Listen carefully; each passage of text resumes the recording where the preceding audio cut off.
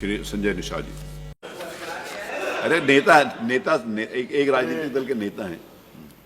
तरफ से आपने जो बोलने का अवसर दिया है, मैं अपनी पार्टी की तरफ से और अपनी तरफ से उस राज्यपाल के अभिभाषण का मैं समर्थन करता हूं। मैं कुछ बिंदुओं पर अपनी बात रखना चाहता हूं कि हम चूँकि पेशे से चिकित्सक थे, सोशल वर्कर थे, फिर मैं राजनीति में आया।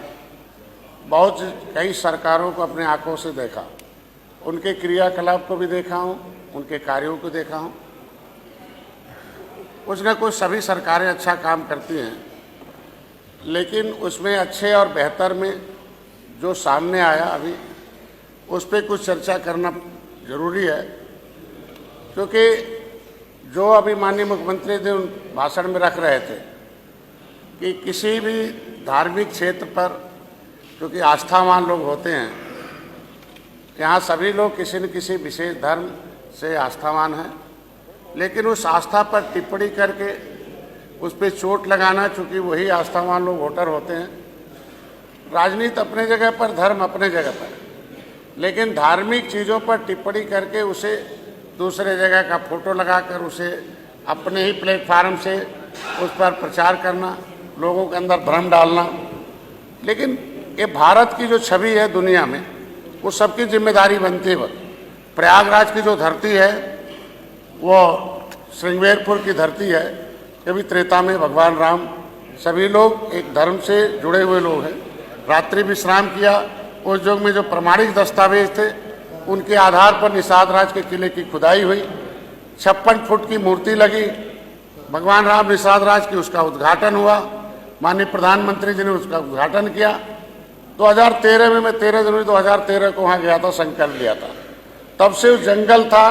पिछली सरकारों ने भी, टिप्पणी नहीं करूँगा, लेकिन पिछली सरकारों ने उसे 1977 में खुदाई कराया था। उसे खंडार छोड़कर खुदाई में मिले हुए स्थान पता नहीं कहाँ चले गए। मैं माननीय मंत्री जी हूँ, पर्यटन मंत्री हैं, मैंने उम्मीद रखता हूँ कि उस खुदाई में मिले हुए सामान को संग्रहालय बनाकर कम से कम लोगों को दर्शन के लिए रखा जाए, और कौन लोग हैं उसे किधर कहाँ किए हैं उनको एक कम से कम जांच का विषय है। मैं उम्मीद रखता हूँ कि 56 फुट की मूर्ति घोषित भी, उद्घाटन भी हुआ, पर्यटक स्थल घोषित भी हुआ, और हमारी सरकार ने उस जंगल को मंगल करके हजारों करोड़ रुपया देकर उसे विकसित भी किया। मैं बधाई देता हूँ। और उस बजट में स्थान जो भी हुआ, कभी जो रमचौरा घाट था, श्रृंगेरपुर धाम का जो किला है, वहाँ जो स्थान है, जो उस सारे के सारे पक्के हो गए हैं। और एक ऐतिहासिक स्थल है कि जो मेन सड़क से, हाईवे से सीधे दिखाई देता 56 फुट की मूर्ति। आज के दिन में मैं उम्मीद रखता हूँ उसे स्वर्ग की भूमि कही जाती है। तो जो लोग यहाँ सदन में हैं वो सभी की भूमि है। अयोध्या, जब अयोध्या जाएं, काशी जाएं और प्रयागराज जाएं, तो निश्चित रूप से एक बार श्रृंगेरपुर धाम भी जाएं, क्योंकि वो सबका धाम है और सबके लिए है। लेकिन इस तरीके से जो प्रयागराज की जो धरती है उसे निषाद राज की धरती के रूप में माननीय प्रधानमंत्री ने संबोधित किया। और है भी गंगा जमुना, हम लोग गंगा पुत्र हैं। लेकिन अगर गंगा पर कोई टिप्पणी होता है तो हम गंगा पुत्रों को बहुत आहत होता है।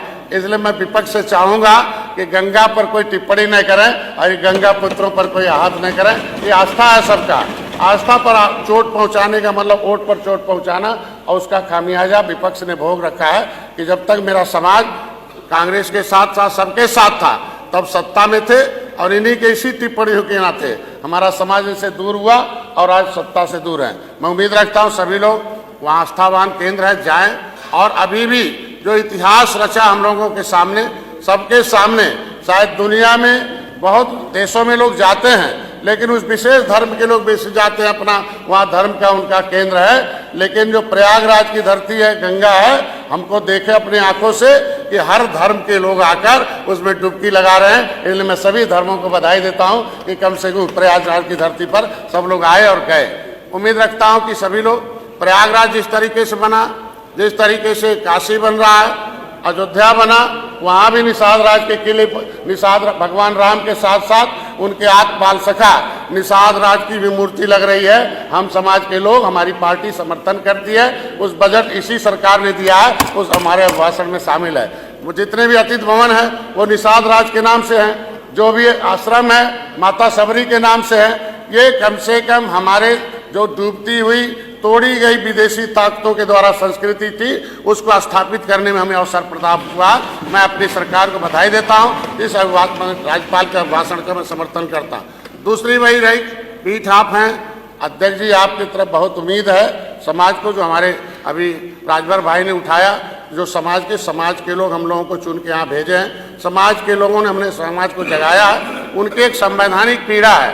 विपक्ष ने कुछ गलतियां की हैं। संविधान ये क्रिमिनल कास्ट से प्रभावित जातियां 193 जातियां हैं जो रोड साइड में है, पाइपलाइन में है, पॉलीथीन में है। वो ट्राइबल हैं, विमुक्ति जनजाति के रूप से जानी जाती हैं। वो देश को आज़ाद कराने वाली जातियां हैं। अभी उनके ठेले पर जाया जाए तो महाराणा प्रताप का चिन्ह मिलता है। उनसे पूछा जाए भाई क्या दोष है, तो उन्होंने कहा मेरे मुगलों के लड़ने के नाते उन्हें हमें उजाड़ा है, और राणा प्रताप ने लड़ा था, उनका साथ दिया था, हथियार बनाया था, इसलिए उजाड़ा गया था। ऐसे उजड़े हुए कानून से, जो अंग्रेजों के कानून से उजड़े लोग हैं, उन्हें बसाने की एक विशेष व्यवस्था की जाए। जो विमुक्ति जनजाति आयोग है उसको जिस तरीके से पिछली सरकारों ने आयोग बनाकर रखा था उसे पुनर्जागृत करके विमुक्ति जनजाति के रूप में, जो हमारे केवट मल्ला, बिंद कश्यप, कहार, धीवर, रैकवार, बाथम, ऐसे राजभर, उसमें भी 193 जातियां हैं। इनके लिए कानून से उजड़े लोग हैं। मैं सदन से भी, अपने सरकार से तरफ से भी चाहता हूं कि ऐसे विमुक्ति जनजातियों के लोगों को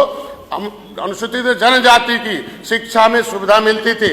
लेकिन जो पिछली सरकार थी, नाम नहीं लूंगा, हंगामा हो जाएगा, 2013 में विमुक्ति जनजाति के रूप में उसमें एक नया कानून बना दिया कि जो ओबीसी में होगा ओबीसी का लाभ पाएगा, जो एससी में होगा एससी का लाभ पाएगा। मतलब इनका शिक्षा छीन लिया गया, उसे फिर से वापस किया जाए। और संविधान में जो सूचीबद्ध लोग हैं उनकी उपजातियों को अगर लेदरमैन को मिलता है तो वाशरमैन को भी मिलना चाहिए, मिलता है तो फिशरमैन की उपजातियों को मिलना चाहिए। हमारा अगर संविधान के अधिसूचना में अधिसूचित जातियां हैं, अधिनियम बना हुआ, अधिसूचना जारी है। उत्तर प्रदेश में 1994 में इन लोगों ने धोखे से कहा जाए, गलती से कहा जाए, 1994 में लोक सेवा अनुसूचित जनजाति पिछड़े वर्ग अधिनियम बना दिया, इनकी उपजातियों में उसमें डाल दिया। तुरैहा केंद्र में भी संविधान में अनुसूचित जाति की सूची में सूचीबद्ध है, ओबीसी में डाल दिया। तुरैहा का बाप का बना बेटे का नहीं बनता, मझवार बाप का बना बेटे का नहीं बनता। ये विषय सदन में हम इसलिए उठा रहे हैं कि हम सरकार के साथ हैं। हमारे मुख्यमंत्री को धन्यवाद दूंगा कि पहले ऐसे मुख्यमंत्री हैं 70 साल में, सबने हमारे समाज को बर्बाद किया, लेकिन माननीय मुख्यमंत्री ने पहली बार आरजीआई को चिट्ठी लिखा कि भाई केवट मल्ला मझवार है, ये जो है बताया जाए। और जो RGI registrar general of census of India ने, उन्होंने इसको एक्सेप्ट कर लिया कि केवट मल्ला मझवार अनुसूचित जाति के हकदार हैं। 19 सेक्शन में इनकी गिनती अनुसूचित में हुई थी, इनका नाम ओबीसी में डालना गलत है। ये 31 दिसंबर 2016 को विपक्ष के सपा के लोग थे, हमें जाते जाते 31 दिसंबर 2016 को राज्यपाल से अधिसूचना जारी है कि भाई केवट मल्ला, कश्यप, कहार, धीवर, ये 17 जातियां ओबीसी में नहीं रहेंगी। राज्यपाल को धारा 13 में पावर है कि कौन ओबीसी में रहेगा, कौन नहीं रहेगा। अगर उन्होंने, राज्यपाल ने हमें निकाल रखा है, समाजवादी पार्टी के समय निकाला गया है, तो विपक्ष से मैं उम्मीद रखता हूं कि 9% ओबीसी में इसके काट कर वो 9% एससी में जोड़ दिया जाए। इधर भी नहीं होगा, ओबीसी में इनका हक लेने का हकदार नहीं है, क्योंकि राज्यपाल ने कहा है ये जातियां अनुसूचित जाति की हकदार हैं, क्योंकि ये संविधान की अनुसूची में। ये गैर संवैधानिक मामला था, गैर संवैधानिक काम इन लोगों ने किया था, उसको सुधारने का काम अगर राज्यपाल ने वापस कर लिया है तो मैं राज्यपाल जी के आपसे उम्मीद है एक प्रस्ताव पारित करके भेजा जाए और 9% काट के 9% ओबीसी में जोड़, एससी में जोड़ दिया जाए, क्योंकि इस जातियों को सम्मान मिलना शुरू हो जाए। क्योंकि जो बजट है वो बजट उसी के अनुसार मिलता है। ये जातियां पिछड़ी है, बहुत पिछड़ी है। मैं चाहता हूँ ऐसे लोगों को बसाने की व्यवस्था की जाए। और संविधान जो बजट आता अलग से आता है, तो अगर आज के दिन में सामाजिक न्याय मंत्रालय कह दिया है कि ओबीसी में मिल्कमैन ने कब्जा कर रखा है, एससी में लेदरमैन ने कब्जा रखा है, तो 66 समूह का हिस्सा कब्जाने का नहीं बल्कि उनके दिलाने का काम किया जाए। ये आवाज हमारी, एक प्रस्ताव यहाँ से नोट हो जाए। मैं धन्यवाद देता हूँ राज्यपाल के भाषण पर। धन्यवाद।